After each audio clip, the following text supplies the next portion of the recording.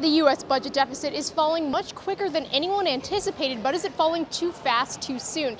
Joining me to talk about this today is Joseph Greco from Meridian Partners. So Joe, the last time we spoke, we talked about the U.S. deficit and its effect on the wealth gap, but now there's information coming out that the deficit might be falling faster than anyone anticipated, which seems optimistic in the short term, but is the deficit falling too fast, too soon?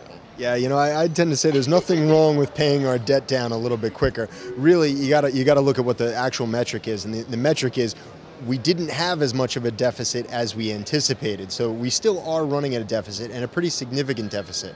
A couple percentage points actually are going to be tacked on top of the U.S. debt number, which is still up at $14+ trillion. So there still is a major issue. Paying it down or actually not accumulating it as fast a pace is of course a good thing. And in this low interest environment, that's going to be a very good thing if our economy and from a government level, employment is going to improve. Now, over the past few months, we have seen those tax hikes and then the sequestration spending cuts. And the unemployment rate is staying around 7.5%, but the pool is getting smaller. So are these spending cuts and tax increases somehow maybe preventing more growth from happening at a more robust pace? Well, it is a very complex situation, as you know, and both the tax hikes are being felt in the greatest impact on the lowest level of wage earners. The people up on the upper band, the 1-2%, are clearly living comfortably, so an increase in their tax level is not as impactful as those that are well below the 250,000 level that the president deems to be the wealth divide.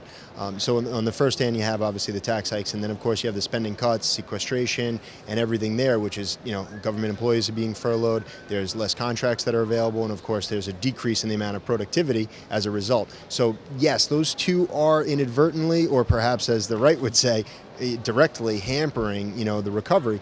But there still is quite a bit that says all this is going to be something that gets pushed aside when we are able to get the employment numbers, the unemployment number down, the employment numbers up.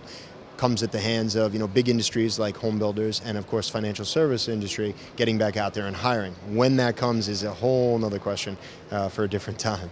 What kind of long-term effects will arise when more baby boomers start to retire, and also when interest rates end up returning to their typical levels?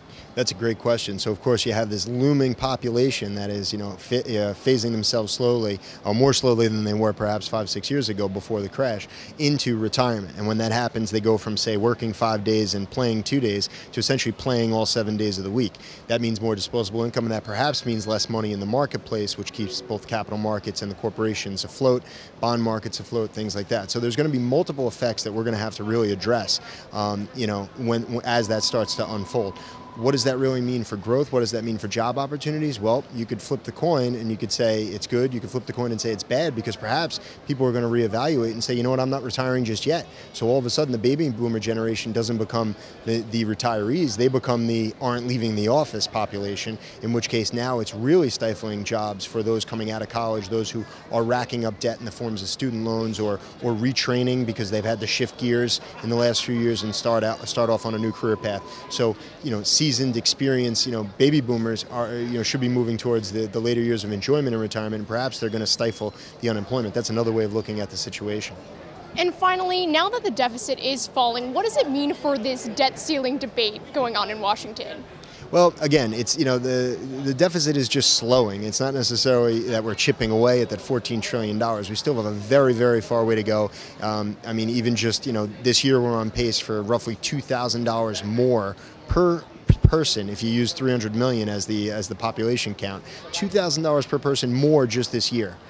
Is the responsibility that we're going to shoulder. So it's clearly not a problem that's solved. It's clearly not something that it will stimulate growth. We're not going to see interest or inflation spike up just yet.